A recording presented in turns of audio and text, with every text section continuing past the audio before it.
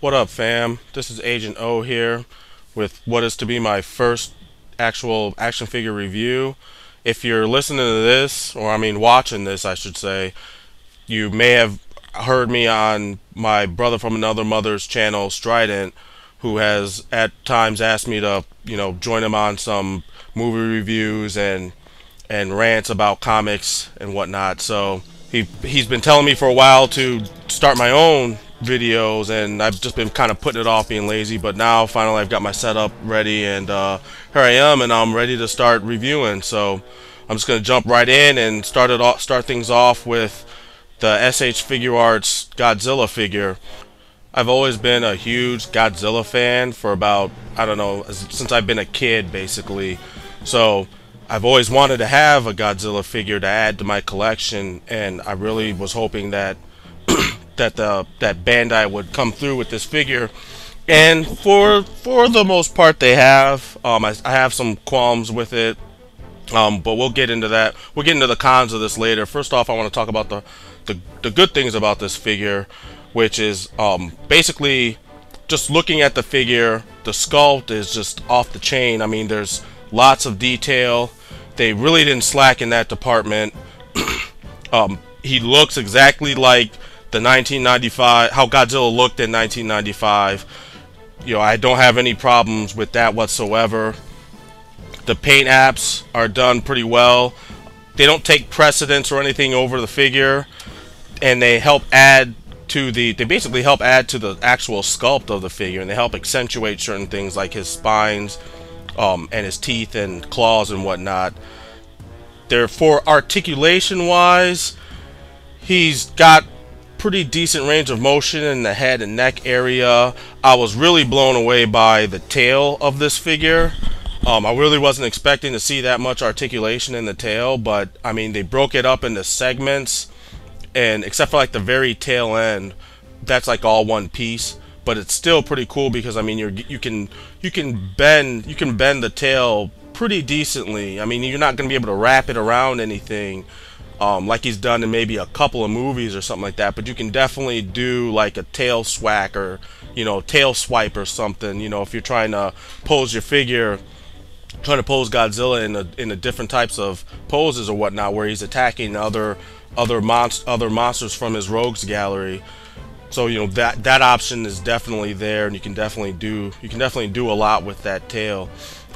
Just overall, the look of the figure, like if you were one of those people that's into like setting up dioramas and things of that nature, this figure you could easily do one with centered around Godzilla, and it would work because the figure just looks really nice. As far as like articulation for the rest of the body, I mean, he's got decent arm articulation. He's got decent range of motion with his arms and his legs. I love how the joints on the figure are kind of hidden because of the sculpt, the way they sculpted the figure. It hides the actual joints, so it looks more organic to me than you have these organic pieces, and then you see this swivel joint or a ball and socket joint, which kind of throws off the entire aesthetic look of a figure.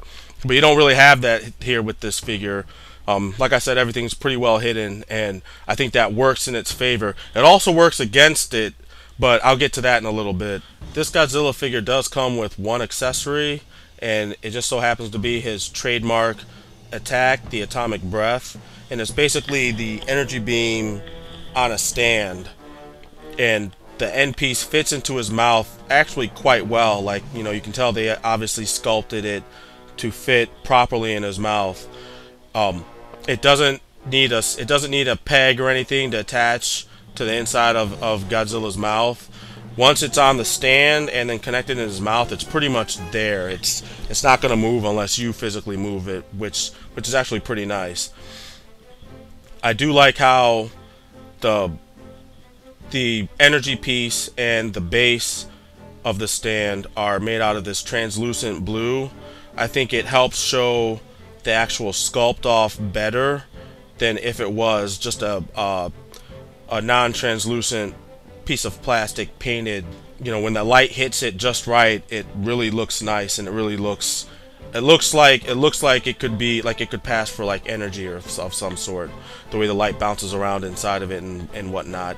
I also like how the base of the stand is shaped like a shockwave to really show off how powerful his attack is. Because I mean, this is his move, and plus it also helps with people who once again like to set up dioramas or cityscapes and whatnot to help sell that overall image, basically, because nothing looks like out of place, because it's not just some nondescript stand. It actually serves a visual purpose, which is really good.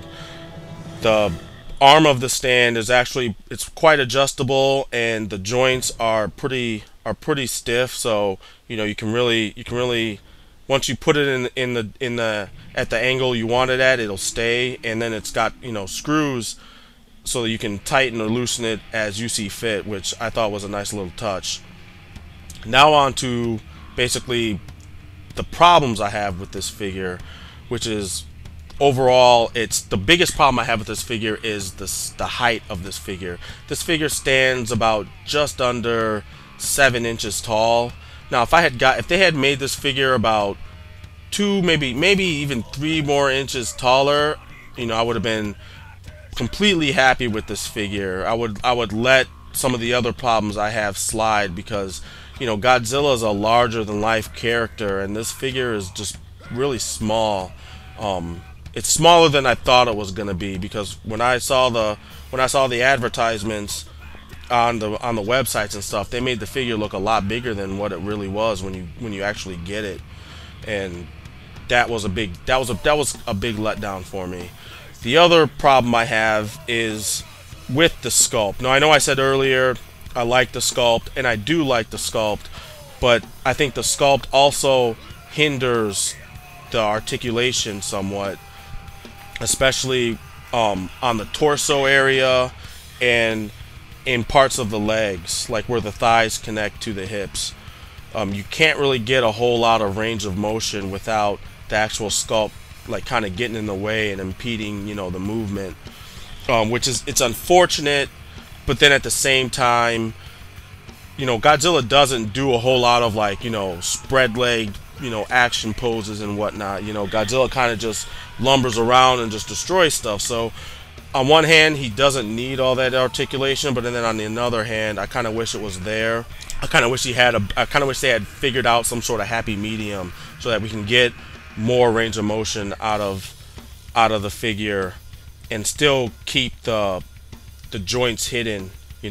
He also has this weird thing with the lower jaw, because the lower jaw is articulated, but it feels like it's on some sort of like ball joint or something, because his jaw moves. I mean, to me it should only really move up and down so you can open and close his mouth, but for some reason it moves like slightly right to left to right, and it just looks kind of odd, like if you like it, and it kind of swivels too, like it's on some kind of ball swivel joint or something, because you can actually twist it to where it looks like he has a broken jaw, basically. I mean, I guess if you want to show another action figure punching him, and it's like it really shows how powerful it is because it broke his jaw, I guess you could do that, but I don't think that was their intention. I think that's just the way the figure is put together. Now, with that being said, with all the pros and cons that I've talked about in my review, I think the main question now is this figure really worth your money? And I think the answer to that is, how big of a Godzilla fan are you? If you're a diehard fan, then you're probably going to get it anyway. But honestly, for me, I don't feel like this was completely worth my hard-earned money. Like I said, it's a great figure. It looks really good. I guess I was just expecting to see a lot more than what was originally advertised. I was expecting to see a bigger Godzilla. I was expecting to see a bit more posability, a little more freedom of movement, and those were two big factors for me that don't allow me to enjoy this figure as much as I would like. But overall, I am still going to enjoy this figure now that I've got it in my collection. And that is going to end it for this review. So if you like it, stick around. I've got some other stuff that I want to review down the pipeline, some Kamen Rider figures, of some more Transformers figures, and I hope to catch y'all later. Peace.